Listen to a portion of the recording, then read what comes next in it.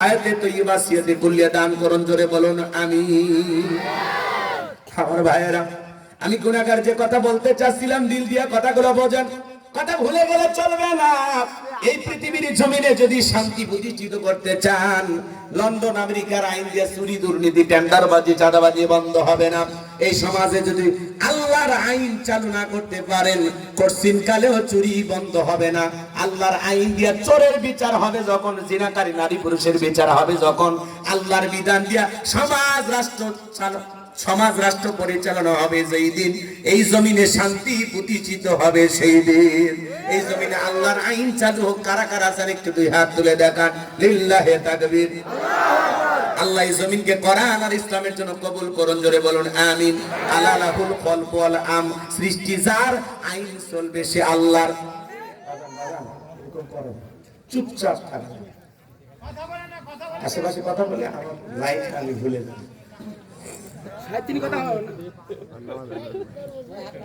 কোনো বিষয় ভয় লাগছে, খারাপ লাগছে, চলবে চলবে, ওয়াজ চলবে, কিছু কম হাওয়াটা ঠিক রাখবে। চাচা বাজান না, চাচি মিস কল দিয়েছেন, বুঝাচ্ছেন কেন?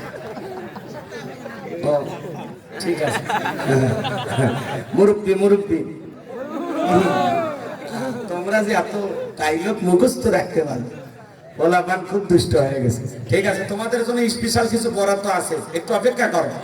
তোমরা যুবক, আমিও যুবক, তোমাদের জন্য স্পেশাল কিছু আলোচনা হওয়ার দরকার আছে না নাই? একটু অপেক্ষা করো, আলোচনা লাইন মতো নিয়ে যায়। আমার ভাইয়েরা, তুমি আমার ভুল করে আপনি ওই কিরে হই রে মধু না, সেই ডাইলগ। আমার ভাইয়েরা, মন খারাপ করবেন না। আমি গুনাহগার যে কথা বলতে চাচ্ছিলাম, কথা ভুলে যাবেন না। জিবরাইল এসে বলে, নবী দোয়া কবুল হবে না, হাত নামায় নেন। নবী তখন হাত মুখে না লাগায়া হাঁটুর উপরে রেখে দিলেন। আমরা অনেকে দোয়া করি, মুরব্বী চাচা দিকে তাকায় দেখেন, অনেকে দোয়া করে আর এরকম দড়ি পাকায়, আরে পাটের দড়ি পাকায়, তখন এরকম পাটের দড়ি আমাদের বাপ দাদারা পাকাইতো। এদিক শোনেন, এরপরে এদিকে খেয়াল করেন, অনেকে মুনাজাত করে আর প্রেসার মাপে, আছে না নাই, আছে না নাই। অনেক আবার চুপচাপ হাত ধরে থাকে, আবার যারা বেশি সেনা ওরা হাতই তোলে না। হুজুর যখন মুনাজাত শেষ করে আমিন বলে, আমিন হুজুর আজকের দোয়াটা সেই হয়েছে, এরকম চালাক মুসলমান আছে না নাই?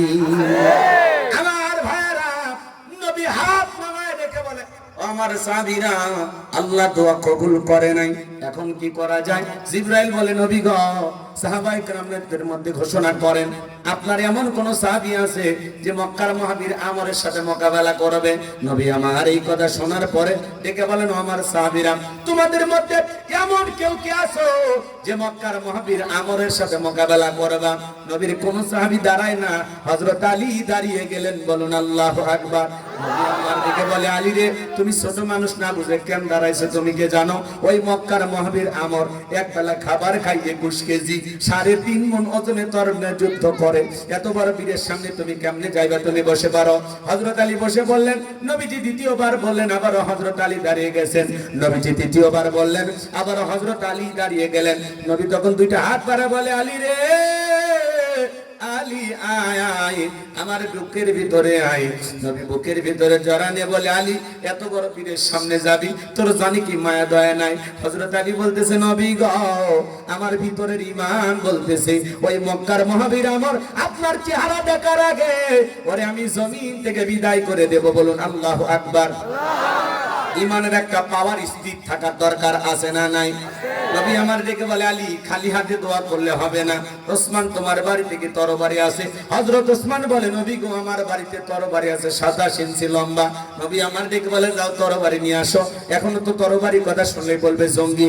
আসলে বাংলাদেশে কোনো জঙ্গি নাই, ওরা নিজেরাই জঙ্গির নাটক বানাইতো। তরবারি এনে দিলেন, বিশ্বনবী হযরত আলীর হাতে তরবারি ধরিয়ে দিলেন। হযরত আলী তরবারি প্রায় মারছে দৌড়, দৌড়াইতে দৌড়াইতে আমরের মুখোমুখি হয়ে গেছে। যখন আমর ডেকে বলে, কি রে পিচ্চি আলী, তুই কেন আমার সামনে? হযরত আলী বলতেছে, পিচ্চি নাকি পরে বুঝাইতেছি। আল্লাহু আকবার বলে। কথায় আছে ছোট মরিচের ঝাল বেশি। হযরত আলী তখন তরবারিতে ডাক টানতেছেন আর একটা দোয়া পড়তেছেন। এই দোয়া পড়ে বাড়ি যদি চতুর্দিকে ফু দিতে পারে, বড় বড় দুর্ঘটনার হাত থেকে আল্লাহ আপনার পরিবারকে হেফাজত করবেন। হযরত আলী কি সেই দোয়া পড়েছেন জানার দরকার আছে না নাই? এদিকে খেয়াল করেন, হযরত আলী এইবার দোয়া পড়তেছেন, ডাক টানতেছেন তরবারি দিয়ে। এরকম ডাক টানা টানা বোঝেন তো বাজান, ডাকটা টানার পরে তরবারিতে উঁচু করে বলতেছে, এই কাফেরের বেটা আমর, তোর যদি সাহস থাকে ডাকটা পার হয়ে যা। আল্লাহু আকবার বলেন। বলতেছে, এই মক্কার মুহাবির আমর, তোর যদি সাহস থাকে ডাকটা পার হয়ে থাকে, এ আয় আয়, খেলা হবে, আয়। আল্লাহু আকবার বলেন। বাড়িতে ঢুকছে চোর, বাড়িওয়ালা ল্যাংরা, দুটো পায় না, কিছু না হোক, চোর আসছে এই কথা বুঝে যদি ওই বাড়িওয়ালা টের পায়, একটা আওয়াজ দেয়, কে রে? চোর থাকবি না, ভাগে দৌড় মারবি। একটা আওয়াজে অনেক কিছু ঘটে, কথা বলেন ঠিক কিনা? মুসলমান যদি একবার লিল্লাহি তাকবীর আল্লাহু আকবার দিয়ে ময়দানে নামতে পারে, বাতিলের লঙ্গি পরার টাইম পাবে না, কথা কোন ঠিক কিনা? আওয়াজে অনেক কিছু, আওয়াজ দেয় না, আওয়াজ পুরুষের মতো জাগে ওঠেন, লিল্লাহি তাকবীর। আমার ভাইয়েরা, গভীর মনোযোগ দিয়ে কথাগুলো শুনে যান। আমি যে কথা বলতে চাচ্ছিলাম, হযরত আলী আর আমর বাজা বাজা ভাব, পুরো ঘটনাটাই শুনবেন। শোনার আগ্রহ আছে? কারা কারা শুনবেন? দুইটা হাত তুলে আল্লাহকে দেখান, লিল্লাহি তাকবীর। আমার আল্লাহ বলেন, তাবারাকাল্লাযী বিয়াদিহিল মুলকু ওয়া হুয়া আলা কুল্লি শাইইন কাদির। মহামান্বিত সেই সত্তা, যার হাতে সর্বময় কর্তৃত্ব, রাজত্ব পাওয়ার ক্ষমতা, তিনি হলেন সব বিষয়ের উপরে ক্ষমতাবান। বলেন আল্লাহু আকবার। তাহলে পুরো পৃথিবীর ক্ষমতা আল্লাহ চারজন মানুষকে দিয়েছিল। এই চারজনের মধ্যে দুইজন ইমানদার, দুইজন হলো কাফের। ইমানদার দুইজনের মধ্যে একজন ছিলেন পয়গাম্বার, নাম হলো সুলাইমান। সুলাইমান আলাইহিস সালামকে আল্লাহ রাব্বুল আলামিন পুরোটা পৃথিবীর রাজত্ব, বাদশাহী দান করেছিলেন। চিৎকার মেরে বলেন সুবহানাল্লাহ। পশু পাখি বলেন, এমনকি পিপিলিকার ভাষা পর্যন্ত বুঝতেন। ওয়ালাকাদ আতাইনা দাউদা সুলাইমানা ইলমা। আল্লাহ রেখে বলেন, আমি পয়গাম্বার দাউদ এবং সুলাইমানকে ইলম আর জ্ঞান দিয়েছিলাম। এমন ইলম আর জ্ঞান দিয়েছিলেন, পশু প্রাণী যারা আছে, এমনকি আসমান দিয়ে পাখিটা উড়ে যায়, ওই পাখি কি বলে, সমুদ্রে মাছ কি বলে, জঙ্গলের পশু প্রাণীগুলো কি বোঝে বলে, এমনকি পিপিলিকা বলেন, অন্যান্য যত প্রাণী আছে কে কি বলে, আল্লাহর নবী সুলাইমান সব কিছু বুঝতে পারতেন। বলুন সুবহানাল্লাহ। সব ভাষা বোঝার ক্ষমতা আল্লাহ তাকে দিয়েছিলেন। সুবহানাল্লাহ বলেন। নবী সুলাইমানের রাজত্বের কাহিনী ঘটনা বলতে গেলে সারা রাত চলে যাবে, আলোচনা করে শেষ হবে না। নবী সুলাইমানকে আল্লাহ একটা তক্তের সিংহাসন দিয়েছিলেন। বাতাসকে অর্ডার করা মাত্রই যেখানে ইচ্ছা বাতাস ওরাইয়া ওরাইয়া সেই জায়গায় পৌঁছায়া দিতেন। চিৎকার মেরে বলুন সুবহানাল্লাহ। এখন জাহাজ গাড়ি হাওয়ায় চলে, ওগো কলে হেরি বিধান। একদিন বিনা কলে হাওয়ায় চলতো নবী সুলাইমান, মোরা সেই মুসলমান। এখন জাহাজ গাড়ি হাওয়ায় চলে, ওগো কলেরই বিধান। একদিন বিনা কলে হাওয়ায় চলতো নবী সুলাইমান, মোরা সেই মুসলমান। জোরে বলুন মারহাবা। সুলাইমানকে দিলেন আল্লাহ তক্তে তাকা পরি। আইয়ুব আলাইহিস সালামকে আল্লাহ দান করেছিলেন রহিমা সুন্দরী। জোরে কোন মারহাবা। নবী সুলাইমানের বিশাল রাজত্ব, বিশাল ঘটনা, সবকিছু বলতে গেলে সারা রাতেও শেষ হবে না। তাহলে এক নাম্বার, নবী সুলাইমান আলাইহিস সালামকে আল্লাহ রাব্বুল আলামিন পুরো পৃথিবীর রাজত্ব, বাদশাহী দান করেছিলেন। আর দুই নাম্বার, বাদশা জুলকারনাইনকে আল্লাহ তাআলা পুরো পৃথিবীর রাজত্ব, বাদশাহী দান করেছিলেন। সূর্য উদয় হইতে সূর্য অস্ত থেকে পর্যন্ত, পূর্ব থেকে পশ্চিম পর্যন্ত পুরোটা পৃথিবীর ক্ষমতা আল্লাহ তাআলা বাদশা জুলকারনাইনকে দিয়েছিলেন। বলুন সুবহানাল্লাহ। এই পৃথিবীর জমিনে এক নয়, দুই নয়, 1600 বছর আল্লাহ তাআলা তাকে হায়াত দিয়েছিলেন। এই 1600 বছর মানবতার কল্যাণে, ইসলামের কল্যাণে ভালো ভালো কাজ করেছিলেন।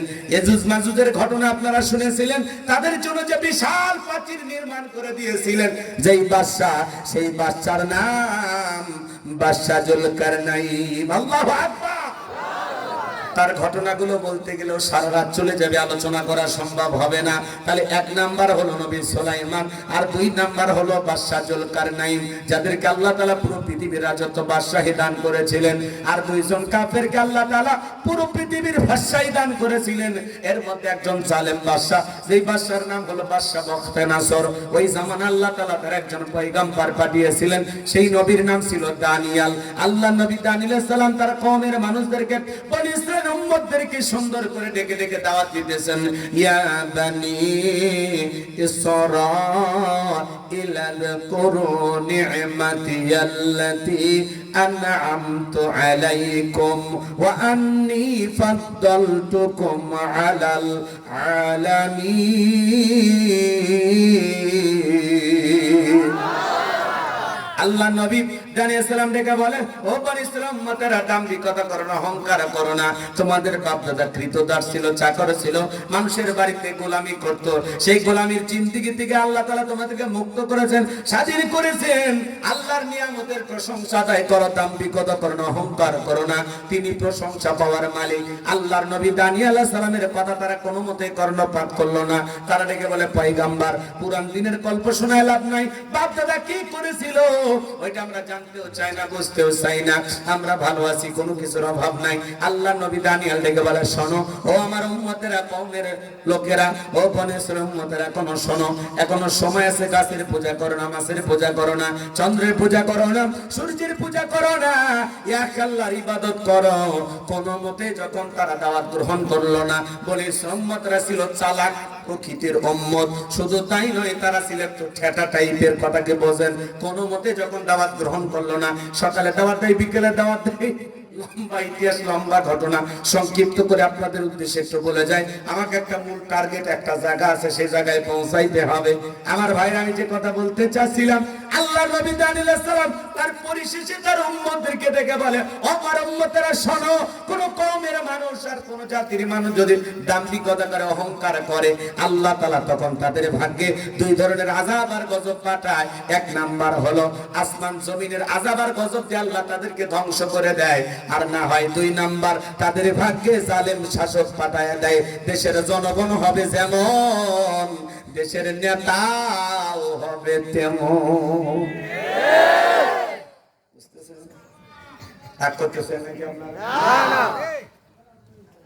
জালেম বাদশা বখতে নাসরকে আল্লাহ তাআলা তখন ওই কওমের উপরে পাঠায় দিল। আল্লাহর নবীর কথা তারা বিশ্বাস করলো না। বাদশা বখতে নাসর ক্ষমতার চেয়ারে বসার পরে হাজার হাজার নিরপরাধ মানুষদেরকে বন্দী করলো জেলখানায়। শুধু তাই নয়, আল্লাহর নবী দানিয়াল আলাইহিস সালাম সহ তার ৭০,০০০ উম্মতকে জেলখানায় বন্দী করলো। তাহলে আল্লাহর নবী জেলখানায়, কথা বলেন কোন জায়গায়? তাহলে আলেম ওলামা যদি জেলখানায় যায়, বুঝবেন ওটা নবীদের সুন্নাত আমল করতেছে, কথাকে বোঝা যায়। চোর, গুন্ডা, সন্ত্রাসীরা যদি জেলখানায় যায়, চোর যদি জেলখানায় যায়, ডাকাত হয়ে বের হয়ে আসে। মুরগি চুরি করে জেলখানায় ঢুকছে, ডাকাতের সাথে ধাক্কা খাইছে, বলে এটা কি চুরি করছিস? মুরগি, আমি ডাকাত। ডাকাতের সর্দার আইন, এই যুগে কি আর মুরগি চুরি চলে? আই কিভাবে ডাকাতি করা লাগবে আমি কৌশলটা শিখে দেই। লেখা আছে, রাখিব নিরাপদ, দেখাবো আলোর পথ। আসলে জেলখানার মাঝে মাঝে কর্মকাণ্ড দেখে যা বোঝা যায়, জেলখানার ভিতরে একটা আলাদা দুনিয়া আছে। কথা বলেন, টাকা দিলে ওই জায়গায় বাদশাহের মতো থাকা যায়। টাকা দিলে এমন কিছু নাই যা পাওয়া যায় না। ভালো তরকারি বলেন আর নেশার দ্রব্য বলেন, আছে না? আছে। রাগ করেন না কেউ? আমার মন খারাপ করবেন না। আল্লাহর নবী জেলখানায়, আজকে যারা নাইবে রাসূল ওলামায়ে কেরাম জেলখানায় যায়, তাদের সম্মান কমছে না বাড়ছে? আমাদের প্রিয় ভাই মুফতি আমির হামজা জেলখানায় যাওয়ার কারণে সম্মান কমেছে না আল্লাহ সম্মান বাড়িয়ে দিয়েছে? আল্লামা মামুনুর হক জেলখানায় যাওয়ার কারণে সম্মান কমেছে না বেড়েছে? কথা বল না কেন? লাভ করতেছেন আপনার, রাগ করেন, বিরক্ত হবেন না। এদেশের ওলামায়ে কেরাম দেরকে মানুষ কলিজা দিয়ে মহব্বত করে। ডক্টর মিজানুর রহমান আজারি ভাই ঘোষণা করেছেন, মাজলুম মুসলমানদের পক্ষে সকল দেশের মানুষদেরকে আহ্বান করেছেন ঢাকায় যাওয়ার জন্য। শুক্রবারে কি হবে? মিছিল হবে, সমাবেশ হবে। ডক্টর মিজানুর রহমান আজারি ভাই ডাক দিয়েছেন, তিনি সশরীরে উপস্থিত থাকবেন ইনশাআল্লাহ। শুধু কি তাই, শাইখুল হাদিস আল্লামা মামুনুল হক, শাইখ আহমদুল্লাহ, এদেশের বরণ্য দ্বীনের দায়ী মুফাসসিররা উপস্থিত হবেন ইনশাআল্লাহ। কথা বলেন না কেন? আল্লামা খালিদ সাইফুল্লাহ আইয়ুবী, আব্দুল হাই মোহাম্মদ সাইফুল্লাহ ভাই সহ অসংখ্য উলামা ইকরাম উপস্থিত হবেন ইনশাআল্লাহ। ছাত্র সমন্বয়ক যারা আছে, হাসনাত আব্দুল্লাহ, সার্জিস আলম, সাংবাদিক, আমার দেশ পত্রিকার কিনা মাহমুদুর রহমান, উনি থাকবেন। দেশ বিদেশের অনেক মানুষ উপস্থিত হবেন ইনশাআল্লাহ। কি কথা বলেন কেন? নির্যাতিত অসহায় মাজলুম মুসলমানদের পাশে দাঁড়ানোর জন্য আগামী 12 তারিখ 12 এপ্রিল সৌরদী উদ্যানে একটা সমাবেশ হবে। ইতিহাস সাক্ষী থাকবে। ইতিহাসের পাতায় এই দিনটা লিখে রাখতে পারবেন। কত লক্ষ মানুষ হবে আমরা ধারণা করতে পারতেছি। 30 থেকে 40 লক্ষ মানুষ উপস্থিত হবে ইনশাআল্লাহ। এই মিছিলের শুরু থেকে শেষ পর্যন্ত ক্যামেরা দিয়ে আপনি ধরতে পারবেন না, এত লোক হবে, এত গণসমাবেশ হবে ইনশাআল্লাহ। কারণ এদেশের মানুষ ফিলিস্তিনি মুসলমানদেরকে কলিজাতে মহব্বত করে। কথা বলেন ঠিক কিনা? কারণ দেশটা আলাদা হতে পারে, কিন্তু জাতি হিসেবে আমরা মুসলমান। আমাদের পরিচয় একটাই, আমরা আখিরি নবীর আখির উম্মত। যেই দেশেই থাকি না কেন আমরা মুসলমান। ওখানে শিশু মারা যাচ্ছে মনে হয় আমার সন্তান মারা যাচ্ছে। কথা বলে ঠিক? মুসলিম ভাই রক্ত ঝরতেছে না, মনে হয় আমার কলিজা থেকে আমার রক্ত ঝরতেছে। এই জন্য এই গণহত্যা বন্ধ করার দরকার আছে না? না, পুরো পৃথিবীর মুসলমানদেরকে জেগে উঠতে হবে। এই ইহুদিদেরকে আর সুযোগ দেওয়া যাবে না। গাজা, রাফা এগুলো পৃথিবীর সবচেয়ে বড় কবরস্থানে পরিণত হয়েছে। নিজ মাতৃভূমিতে, নিজের দেশে তাদেরকে থাকতে দিচ্ছে না এই ইসরায়েলি ইহুদি জালেমেরা। কথা বলেন ঠিক কিনা? সেই সমস্ত মাজলুম অসহায় মুসলমানদের পক্ষে আমাদের পাশে থাকা দরকার আছে না নাই? এই দেশের মানুষ, আমাদের যে আবেগ, আমাদের যে প্রেম, আমাদের যে ভালোবাসা একজন মুসলমানের প্রতি বিশ্বাস করে। এই ফিলিস্তিনের জমিনটা যদি বাংলাদেশের পাশে এই দেশটার অবস্থান হতো, এই দেশের কয়েক কোটি মানুষ যা জিহাদে অংশগ্রহণ করতো। কথা বলে ঠিক? এদেশের লক্ষ লক্ষ যুবকেরা যুদ্ধে অংশগ্রহণ করতো। কথা বলেন ঠিক কিনা? কারণ আমরা জীবন দিতে ভয় করি না। আমরা দেশের মাটির জন্য জীবন দেই, ভাষার জন্য জীবন দেই, স্বৈরাচারকে বিদায় করার জন্য জীবন দেই, ইহুদির বাচ্চাদেরকে বিদায় করার জন্য আমরা জীবনও দিতাম, জীবন নিতাম। কথা বলেন ঠিক? কিন্তু দুঃখের বিষয় দেশটা অনেক দূর। কথা বলেন না কেন? কিন্তু তারপরে আমাদের প্রতিবাদ থেমে থাকবে না। ইসরায়েলি সকল পণ্য বয়কট করতে হবে। ওদের যত প্রোডাক্ট চেনার সহজ উপায় 07 হলো ওদের কোড। কথা বল না কেন? 07 হলো ওদের কোড। ইসরায়েলি যত পণ্য আছে সব বয়কট করবেন। কথা বল না কেন? ওদের সাবান, শ্যাম্পু, ওদের খাদ্য দ্রব্য কোনো কিছু কিনবেন না। কোন ধরনের কোকা-কোলা বলেন আর এই যে ফান্ডা বলেন, মেরেন্ডা বলেন, যা আছে ওদের প্রোডাক্ট কিচ্ছু কিনবেন না। কিসের লাভ? অত সুন্দরী হওয়ার দরকার নাই। বই মেরির সাবান কিনে দিবেন, কিয়া বেশি প্রোডাক্ট কিনে দেবেন। কথা কন না কেন? হাসে হাসে কাছে এসে ক্লোজ আপ দিয়ে ব্রাশ করার দরকার নাই, মেডি গ্লাস দিয়ে। কথা দেশে কি অভাব আছে? খুব বেশি। দেশেটা পছন্দ না হলে ইন্ডিয়ারটা নিন। কথা কন? ওটা খারাপ কিন্তু মন্দের ভালো। কথা কি বুঝতেছেন? রাগ করেন? ওরাও তো দুঃখ দেশে, ওদের দুঃখের কথা তো আর বলাই যাবে না। ওরা পাশের প্রতিবেশী হয়ে যে একা দিচ্ছে আমাদের, আলহামদুলিল্লাহ আমরা ঘুরে দাঁড়াচ্ছি। ওরা অনেক পরিকল্পনা করেছিল এই 7 মাসে, বিভিন্ন ভাবে এই সরকারকে ব্যর্থ করার চেষ্টা করেছিল। পরিশেষে ব্যাংককে গিয়ে ডক্টর ইউনূসের সামনে শ্রদ্ধার সম্মান প্রদর্শন করে বলে, সরি দাদা।